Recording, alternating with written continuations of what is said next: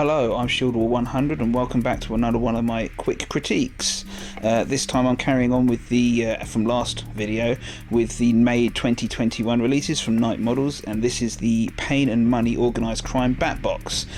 Basically, this is like if you wanted to start an organised crime gang, this box will give you everything you need to do so. It's a full tournament size, 350 odd point crew in a box, complete with leaders and everything you'd need, basically. And we'll get onto the makeup of it in a little while. But yeah, this is organised crime. As you can see from the front of the box, it's kind of themed towards Blackmask. The models inside, for the most part, certainly are. And yeah, so, but he is a leader of organised crime for certain. But you can use these models with just about any, well, with any of the organised crime leaders, not just limited to Blackmask, but it's obviously the vibe, the aesthetic they were going for was towards Blackmask, but just keep in mind that these models can fit into a bigger crew overall, as either in part or, you know, if you just wanted to swap out leaders, for example. Right, let's get on and have a look at see which models are in the box and see how their miniatures went together. Right, well, here are the assembled contents of this bat box. As you can see, there are 9 models, which isn't a small number. This is actually a quite substantial size for a crew, especially a starter crew, if we see, because usually people with larger crews like take a starter crew, then, like, you know, add in cheaper models, swap them out with more expensive ones to get maximum number of activations that they possibly can. But no, this one just out of the box is 9 models, which puts him on the upper levels for most of, well, certainly for most of my games, definitely. I mean, obviously we zoomed out quite far here, but we will do a bit of a closer look at what each model is. But on the far right here, we've got these are 2 sidekicks, funnily enough, which is legal for a crew in this game. You've got Alexandra Kossov and Fright. These are 2 ladies, each of whom can be a sidekick for organised crime, but in the rules a sidekick can also be a leader, so you can take a sidekick as a leader and another sidekick. So this is a, you know, completely game legal, shall we say, for the Batman Miniatures game. And yeah, they're both characters in their own right. And yeah, so there's your leadership team. Next to them on the 40mm base, you've got Victor Zazz as a free agent. I'll talk about him as and when as well. And finally, you've got 6 henchmen as well, and they're all in variously armed, but all very snazzily dressed, I think we'll find. Again, we'll have a closer look at each model now in turn, to show you off the sculpt quality and have a quick look at their rules and how they may fit together in the big picture. We're actually going to start with Victor Zazz, because he is a free agent, doesn't necessarily just fit in with this crew, so I thought I'd start with him. And here he is, one of the nastier characters back when DC was having a bit of an edgy phase, I think.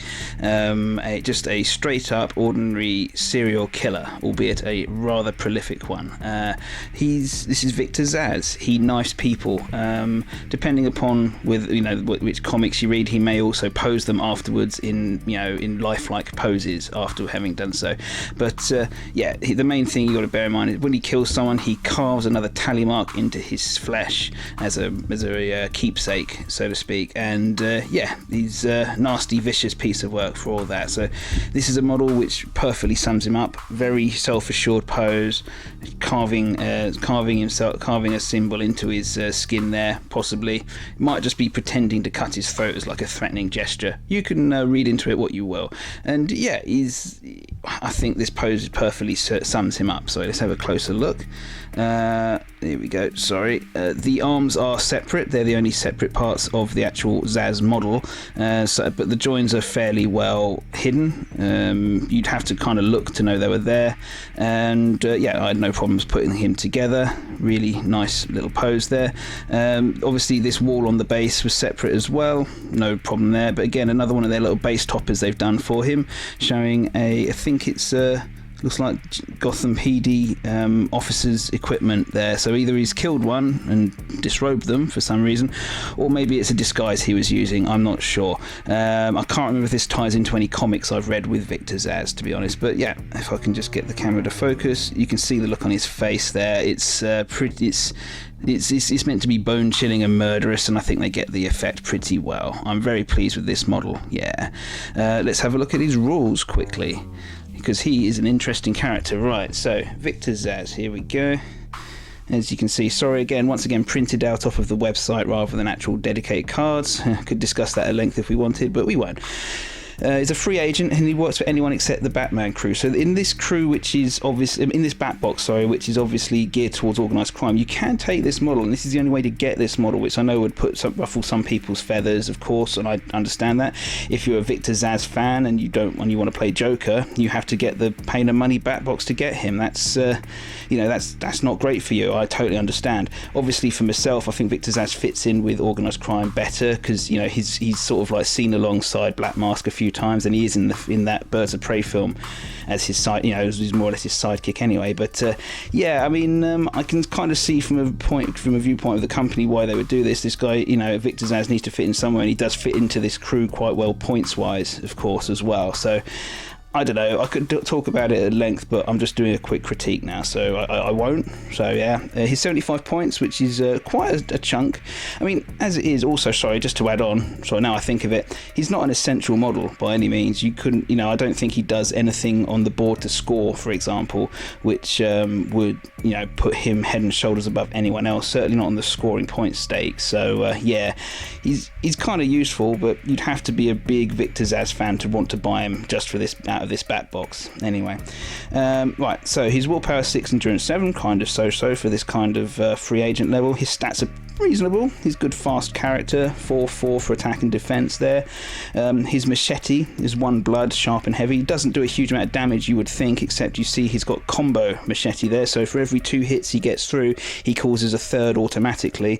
That suddenly puts him into like the leagues where he can really start hurting people badly. Okay, let's have a look at his traits. So there's a lot of them on here, and if I flip over the card, you'll see there's a bit of a wall of text, so a bit scary, bit, you're thinking, oh, is this one of those free agents with so many funky rules that you just don't know whether he's good? But I can summarise them pretty well. His death marks and his the murder ability both basically give him buffs when he kills models. So as he comes onto the board and starts killing models, you'd probably start him on weak ones. He gets buffs and gets harder and gets more and more dangerous and damaging as he's powered up by the killing frenzy he's on, which is a good thing, for him. Obviously, he's got Master of Stealth, so people more than 6 inches away can't see him, which is really useful. He has Sneak Attack as well, which goes in with Master of Stealth. So Sneak Attack means your opponent can't use efforts to defend themselves if they couldn't see him at the beginning of his activation. So yeah, he comes out of the shadows with the Master of Stealth from more than 6 inches away, and then he gets +1 to hit through the Master of Stealth when he does the sneak attack. So all of a sudden he's fairly, they're not pedestrian stats, they're good ones. His reasonable stats of 4 and 4 attack and defense become better and better as this gets better, as he gets more and more into his swing, shall we say. He's also got the Psycho rule, which you see cannot reduce his willpower under any circumstances. That can be useful, means he's less likely to be hurt by abilities like hypnotize, etc. He's quite single-minded in his killing. The one he's got, he does have Frightening Reputation, which is kind of unique to him, as long as he's not KO'd. When targeting or targeted by a model with the Henchman rank, this model gains +1 attack and defense. That's brilliant. So again, henchmen, which are very relative, the relative nobodies, the non-characters in your team, will be really afraid of his killer reputation, and he'll be up to his attack and defense 5, which makes a huge difference in these rules, trust me. And finally, Shadowed Nightmare. This rule here is really useful because it affects how you deploy him on the board. So he doesn't deploy normally. You can do if you want, so if you want to ignore it, you can.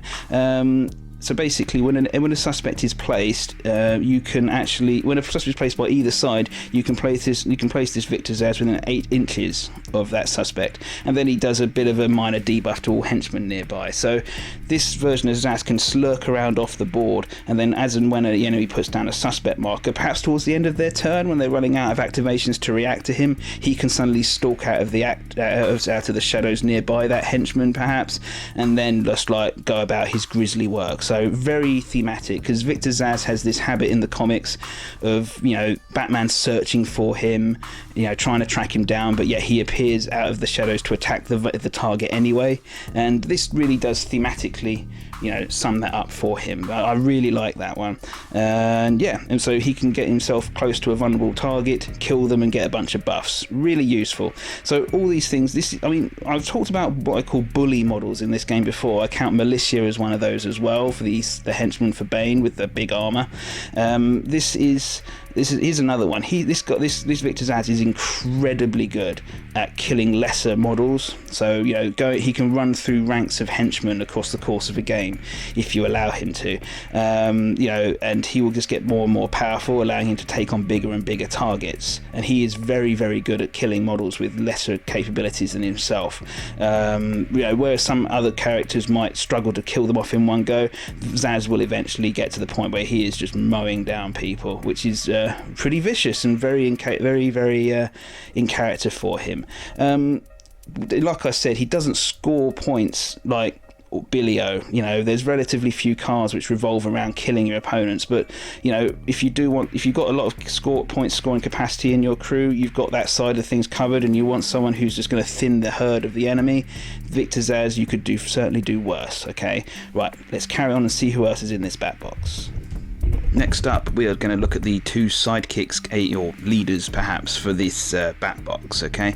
And yes, we have on the left here Alexandra Kossov, the leader of the Odessa Gang, the Russian mob in the war games, which is like one of the better catalogues of which actual criminal organisations you've got, which aren't crazy freaks for Gotham. Yes, so she heads up the Odessa Gang, which is the Russian mob.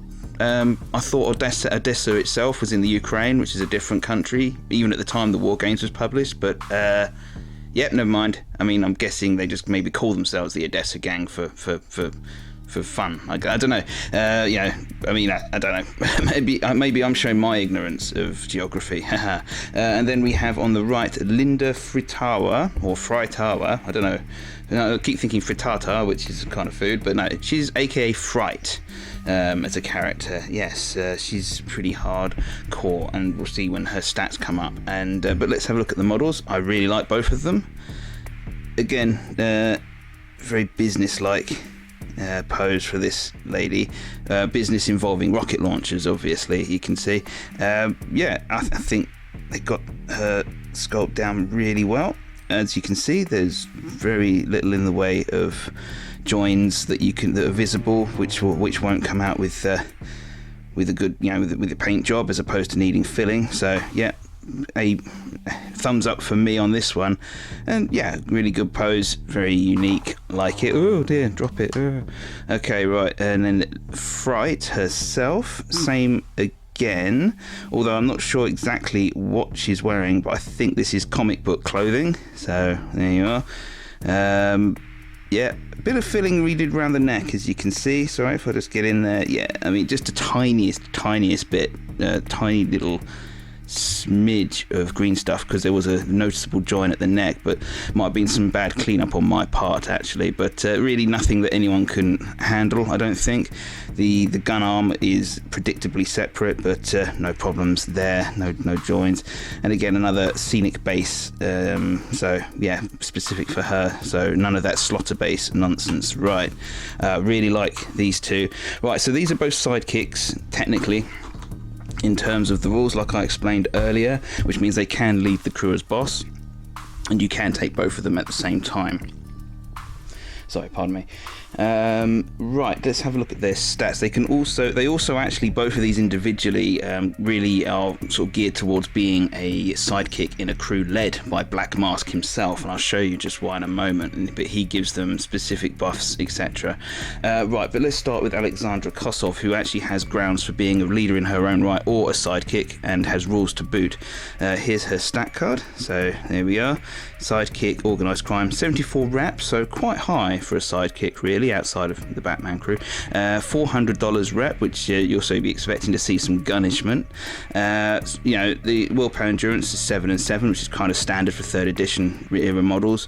Only attack 3 and 4. No close combat weapons or augmentations for close combat, so you're going to have to expect some damage dealing coming from elsewhere. Quite fast, but you know, it's not really her thing. 10, she has no other augments as far as I'm going. But look at these guns: a rocket launcher, which is a template weapon dealing 3 damage, which is pretty dangerous, should we say. Keep your opponent spreading his models out. But the unsung hero here is a submachine gun for 3 attack dice, and included and the strength die on top of that, 2 blood and assault. I know it's short range, but with assault that sort of mitigates that. And so yeah, you'll be seeing a lot of damage from this lady, I think, from shooting. This is a very, very shooty psychic, kind of unusual in this game as well, to have leaders who do the shooting as well. So there you go. And her stats match it. So she's got Bionic Eye, which gives her +1 to hit if you give her a special action, and also means that she always ignores the nighttime rule, which is really good for shooting, of course. So she can shoot beyond the rail. Criminal is a keyword. Dirty money means that if she is leading the crew, as in she's the boss of the crew, not if she's a psychic, she adds $300 to the kitty for purchasing equipment. So this gives her some benefits to leading the crew in her own right, if you wanted to do so. Mitigates her $400 cost as well. Expert marksman is +1 to hit, I believe, on her attack dice when she's shooting. So again, another +1 to hit. So she's potentially +2 to hit altogether, which is brutal in this game, considering it's all on D6s, and Batman himself's hit on 5s normally. So hitting a Batman, for example, on 3 or more, she can really scare. She should be scaring even him out into the shadows where he belongs. Leadership means that models on their own side within 8 inches can re-roll failed willpower rolls. So there you go, more leading chops as well. Lieutenant, I'll cover in just a second. Smuggler means that her crew including her, can purchase radios and magazines at half cost. I don't think Organised Crime has access to radios, but half-price magazines is really useful for a crew if you're trying to gear it up towards shooting, and really stretches the dollars that you've got. So yeah, again, she's a really useful one for crew building and shooting. Yeah, I can't see much. I'm really impressed with this miniature. But also Lieutenant Blackmask is what this one is, if you look it out at the beginning all together. So there it is. If she includes a model with, if this crew contains a model with the alias Blackmask, so she'd have to be the psychic in a crew led by him, but she reduces her funding cost to 0, so that's saving you $400, and all friendly henchmen that start their activation within 8 inches of her gain an extra manipulate action. So it's kind of like a mini Inspire, including, to go along with Blackmask's Inspire. That's really incredibly powerful, as long as she's in the same crew as Blackmask. So again, there's reasons to take her, whether or not she's leading the crew herself. She's even arguably quite useful as a sidekick to any of the other mob bosses as well. Just you'd have to then pay her full price, but in terms of rep cost and stuff. But she's still incredibly killy and shooty, like she's kind of like a dead shot, but maybe a little bit less powerful. And I am colour me very impressed, and she fits in well with Blackmask as well, a model who is pretty good in his own right at buffing his crew. Very useful to have the extra manipulate if you wanted to peel off some models in a crew, which can actually take quite a lot. So let's move on to Fright herself and her rules. Different emphasis, same-ish kind of points cost though for a sidekick in Organised Crime as Alexandra before her. So 70 instead of 74, only $300, but her stats are more impressive. Here we go. Yeah, so 7 and 7 again for willpower and endurance, but 4 and 4 attack and defense, strength of 3, a bit faster. She also has reinforced gloves, as you can see there. So any unarmed attack she does do double stun damage instead of just the one. So this lady is much more capable. I believe she's been experimenting with some of Scarecrow's drugs and things like that to augment herself, I think was the idea.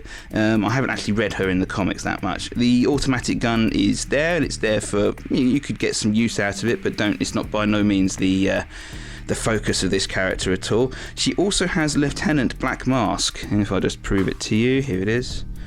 Yeah, Lieutenant Blackmask. If the crew contains a model with Blackmask, same thing as we just saw. So again, really, really powerful taker. You can experiment her, swap her out with Alexandra Kossov every now and again if you want to try something different.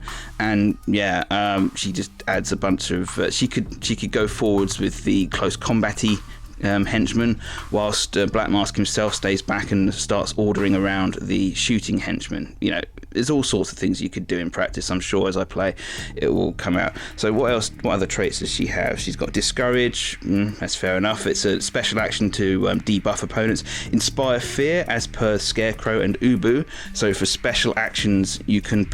just drop the card. For special actions, you can potentially just take models off the board. I think that she can exhale Scarecrow's fear gas. That's representing that. Psycho, just like Zazz had before her, he just means that she's much more powerful. She's much more resilient against opponents. Discourages and other things that cause willpower checks. Really useful. Reflexes, can't remember off the top of my head. When performing a ranged attack in this model, successful hits must be re-rolled. There you go. So a bit of a so she's pretty useful against shooting. Scientific, she rolls an additional die when performing a willpower roll. That's great. So that and Psycho means she's very rarely going to be being hypnotized, etc. And she can do 2 special actions per turn when she does one. So that's cool. Superior sense of smell means that she can sense people within 10 inches. So there you go. Without needing to worry about things like stealth, etc. So that's really useful. And finally, she has True Love Blackmask.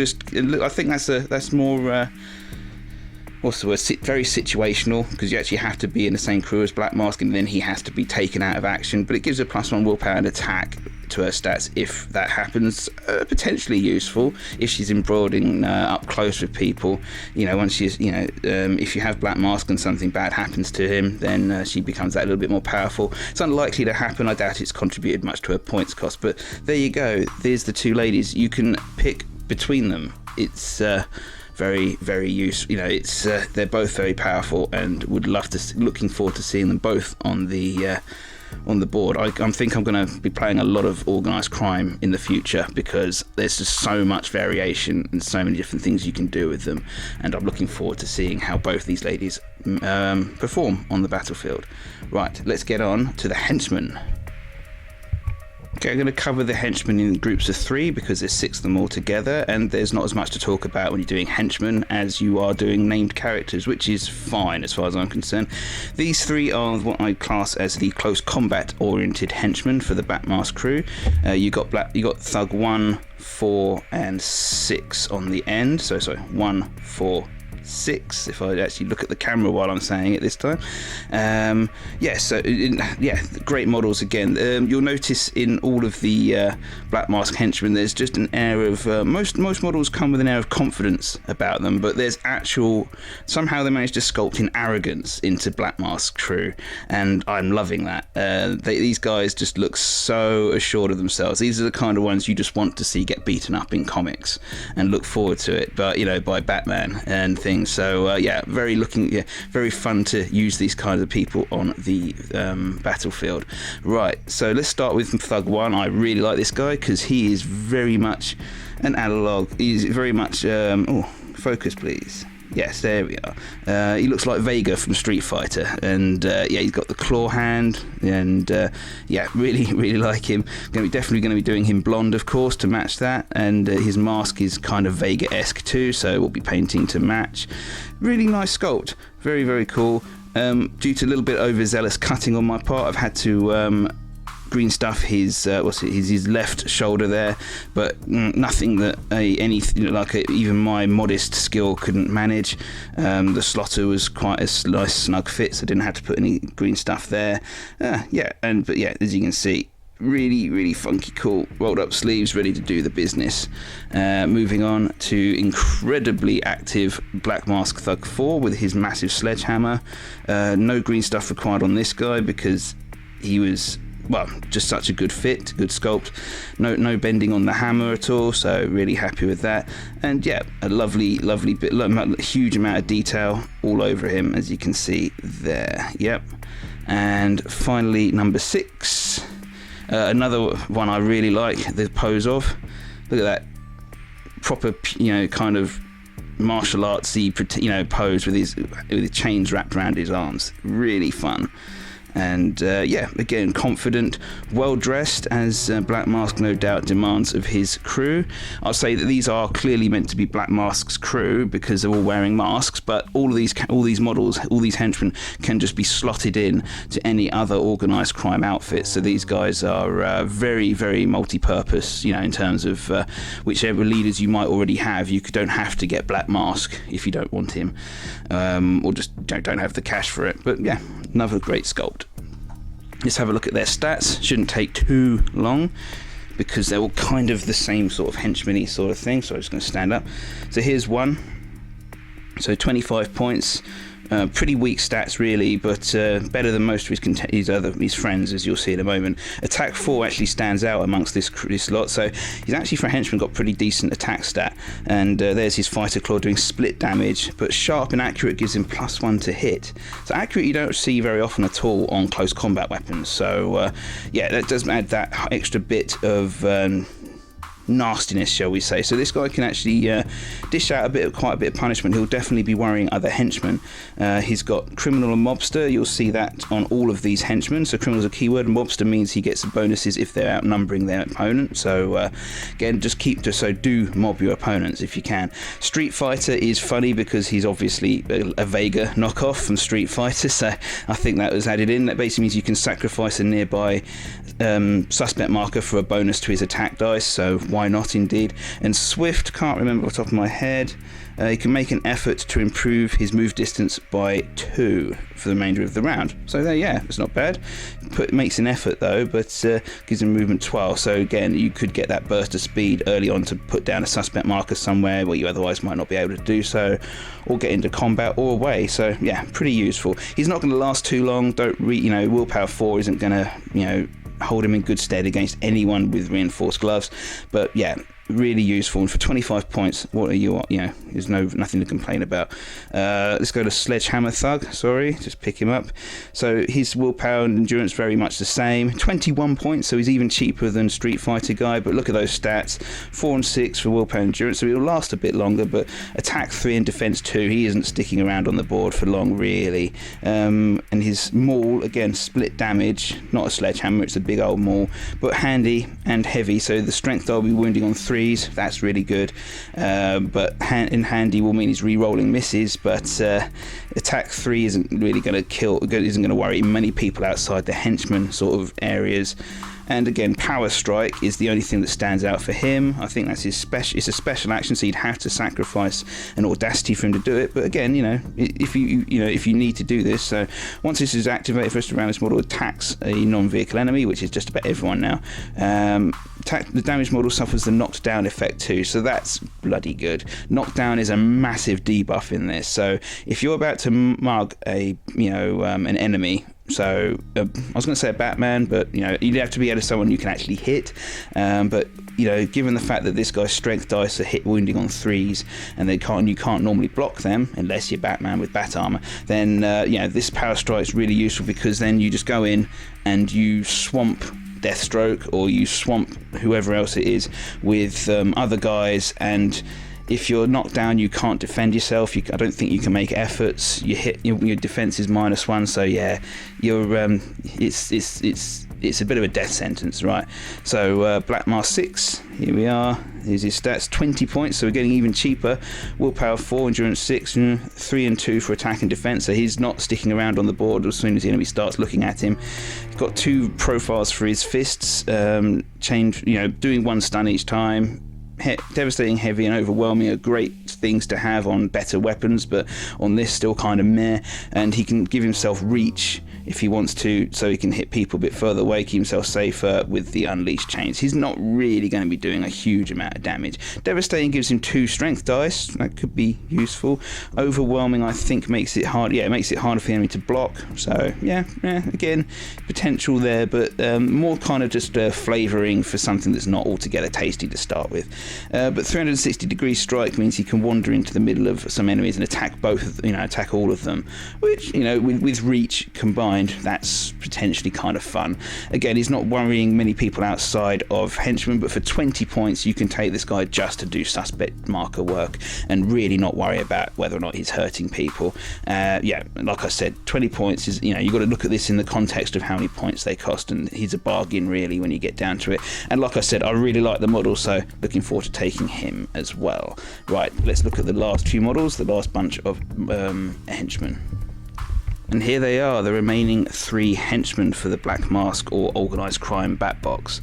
It's numbers 2, 3 and 5 from left to right respectively. So let's get in there and have a look at their sculpts. So again, all suited and, you know, booted up, these guys, and very arrogant poses. Love it. This is number 2, and yeah, wearing his customary mask, has sniper rifle, will travel. Really cool, like the pose. Interestingly, the slotter for this model came on the underneath of those bricks there, and of course if you hit those slotter into the slotter base, then his front foot sticks out the side, so just trimmed it off, glued it at the back, and then filled in the gap. So yeah, that's my approach to this issue, and yeah, I think that's what they did as well. So yeah, no problem. But yeah, no, it's really not beyond the bounds of anyone with even beginner level sculpting. Just be careful with those knives, guys and gals. Yeah, really nice model, as you can see. Huge amount of detail as usual. Looking forward to the paint job. Ooh, and I throw him across the room in my disgust. Yeah, right. And then Blackmask Thug 3, guy holding gun in very gangster pose. Where's my focus? There we are. Thank you. Sorry about that. Really like him. Quite easy, you know, as in terms of his model. The gun holster, little strap golden holster, I really like as well. Kind of a nice little practical addition. Yeah, and his mask's a bit odd. He looks a bit like one of those children's TV character that name I don't place at the moment. But yeah, he's just a standard guy with standard cool pose. Definitely see, you know, him in comics just standing by his boss. And finally, Blackmask Thug 5, interesting one. He's got close combat weapons in terms of his bolt cutter, but he's also holding his mobile phone, and so there you go. Right, just again, no filling required on any of these models. Really happy with that. Tiny bit of work on this one's base, but that's nothing to write home about. And yeah, immense detail all round. Let's hope that's just coming through on the recording. Yeah, these guys will be pretty simple to paint as well, because suits are turns out suits are easy to paint, as I like. Right, let's have a quick look at their stats and rules and things. Let's stand up for this so I can grab the cards. So number 2 is 21 points and $300 of crew funding, as you'd expect from someone with a gun. His stats are really nothing, again, to write home about. He'll be going out of action as soon as someone starts paying attention to him. Right, the sniper rifle is this is an interesting one, because if you remember, Two-Face himself has lots of long rifles and Winchesters. This is one that can actually stand at the back and still fire, though, because it has a scope, which means it ignores the night vision rule, which is the big bane that I found of all of Two-Face's crew, is that their old-timey aesthetic doesn't allow them to take scopes or any night vision or anything at all.